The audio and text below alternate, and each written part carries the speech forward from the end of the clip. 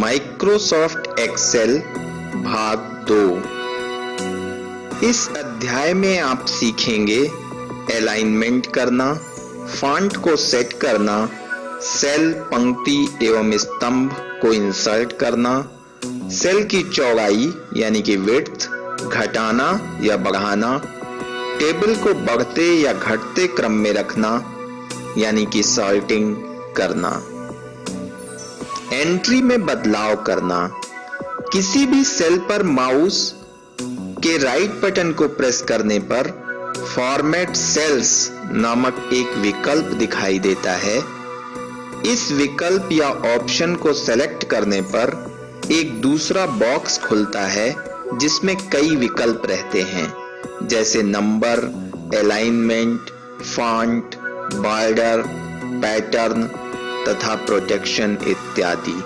अगली कुछ स्लाइड में हम सीखेंगे कि कैसे हम सेल की फॉर्मेटिंग कर सकते हैं। नंबर की सेटिंग।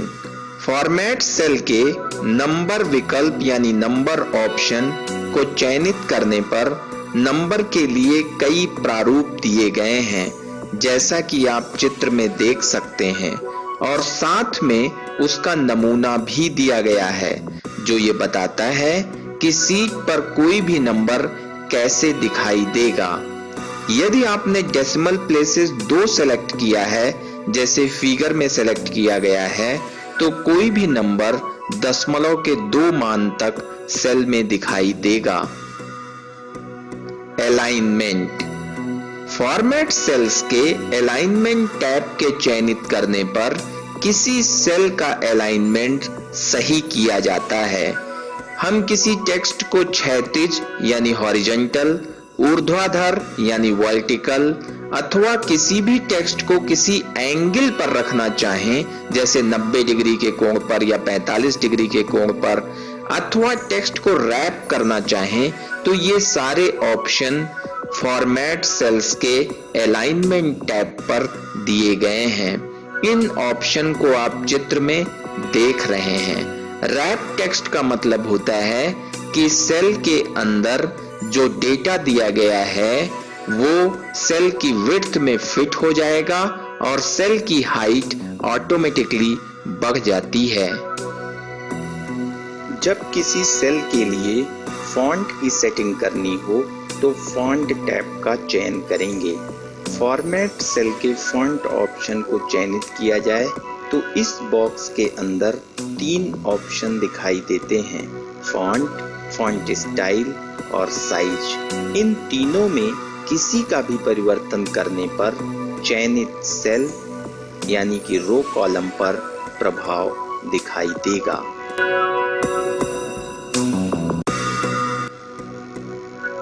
Border setting. जब कोई फाइल एक्सेल में बनाई जाती है तो उस टेबल की सेटिंग करना अनिवार्य होता है जिसके अंदर अपने आप डिफॉल्ट सेटिंग रहती है।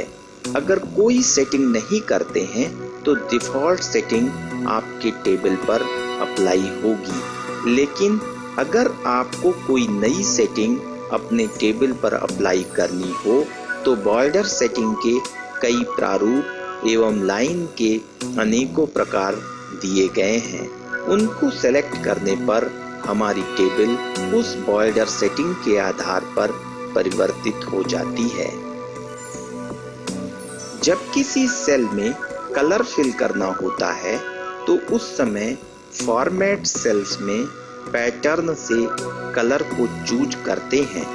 इस टैब में 2 ऑप्शन होते हैं, कलर और पैटर्न। पैटर्न की सहायता से हम विभिन्न पैटर्न में से किसी पैटर्न को चयनित कर किसी कलर को चूज करते हैं जिससे उस पूरे सेल अथवा एक से ज्यादा सेल के संबंधित सेल एवं पैटर्न दिखाई देने लगते हैं। फाइल में सुधार करना। बनी हुई फाइल में संशोधन करने के लिए उस सेल को सेलेक्ट करते हैं जिसमें पहले से डेटा रखा गया है। सेल का सिलेक्शन माउस अथवा कीबोर्ड की सहायता से किया जा सकता है।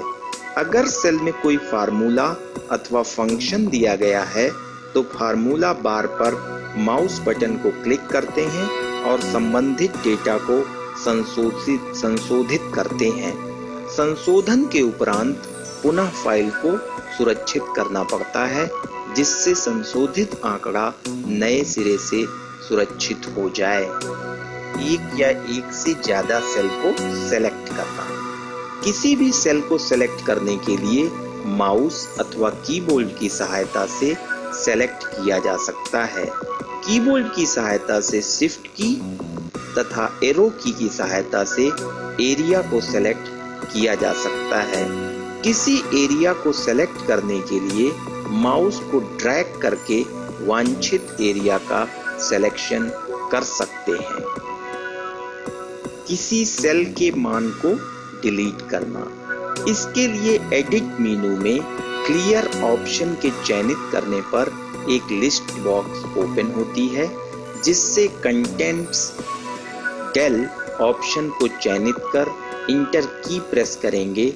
इससे उस एक्टिव सेल का मान डिलीट हो जाता है, यानी खत्म हो जाता है। सेल, रो या कॉलम को इंसर्ट करना। किसी भी सेल पर माउस की राइट बटन को प्रेस करने पर एक बॉक्स ओपन होता है। उस बॉक्स से इंसर्ट नामक ऑप्शन को सेलेक्ट करेंगे, जिसमें कई ऑप्शन होते हैं।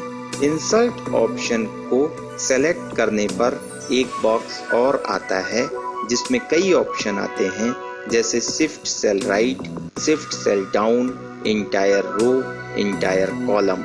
इनमें से कोई भी ऑप्शन चयन करके सेल या रो या कॉलम इंसर्ट किया जा सकता है। सेल की हाइट बदलना। कभी कभी सेल में जो वैल्यू हम देना चाहते हैं उसके आधार पर सेल की हाइट कम होती है, जिससे हमको सेल की हाइट बढ़ाने की जरूरत होती है। जैसे किसी कैरेक्टर की साइज एवं स्टाइल लार्ज फॉर्म में दिखाना है तो उस समय सेल की हाइट बढ़ाने की आवश्यकता पड़ती है। इसके लिए सर्वप्रथम फॉर्मेट मेनू का चयन करें। अब फॉर्मेट मेनू के रो विकल्प का चयन करेंगे, जिससे एक बॉक्स खुलता है।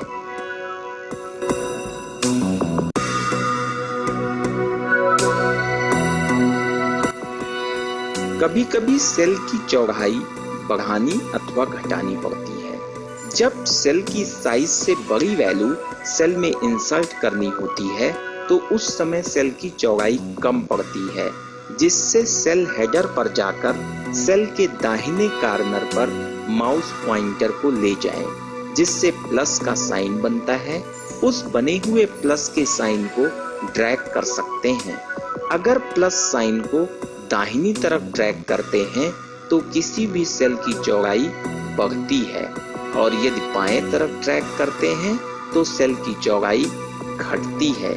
इसके अतिरिक्त सर्वप्रथम फॉर्मेट मेनू को चयन करें और उसके अंदर कॉलम ऑप्शन का चयन करेंगे, जिससे एक ऑप्शन बॉक्स ओपन होता है। वहां पर कॉलम की विड्थ स्पेसिफाई करके कॉलम की चौड़ाई को बढ़ाया या घटाया जा सकता है। सेल को कॉपी करना। सर्वप्रथम जिन सेल की वैल्यू को कॉपी करना हो उसको सेलेक्ट करेंगे। तत्पश्चात उन सेल पर माउस की राइट की को प्रेस करेंगे, जिसमें से कॉपी ऑप्शन चयन करेंगे, अथवा एडिट मेनू के अंदर कॉपी ऑप्शन को क्लिक करें। इससे सेल की वैल्यू कॉपी हो जाएगी।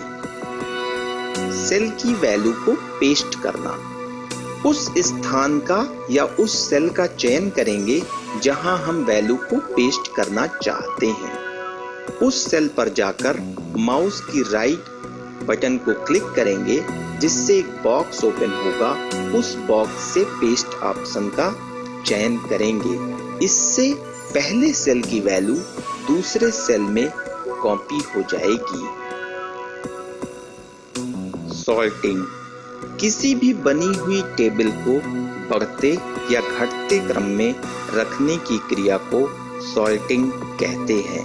इसके लिए सर्वप्रथम मेन्यू बार के डेटा से सॉल्ट ऑप्शन का चयन करेंगे, जिससे एक बॉक्स खुलकर आता है जिसमें टेबल को असेंडिंग या डिसेंडिंग ऑर्डर के ऑप्शन द्वारा वांछित ऑर्डर में किया जा सकता है। सॉल्ट बॉक्स में अपने आप पहला कॉलम नेम लिया है, जिससे नेम के आधार पर सॉल्टिंग होगी। अगर यहाँ पर दूसरे कॉलम का नाम सैलरी चयन करते तो सैलरी के आधार पर सॉल्टिंग होती।